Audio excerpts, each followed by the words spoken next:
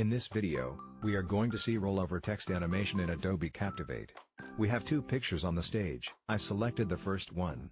And check on Uses button. Move on to State View. In State View, I selected Rollover State and added two text box. Added bottom text box with easing top animation. The title text is added with easing right animation. Let's close the State View and move to Workspace. Select the second image and check on Use button. And move to State View.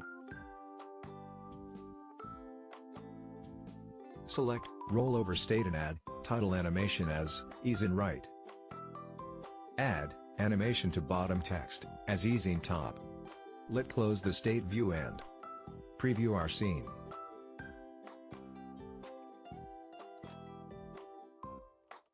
When we roll over to the images, we can view our text animation.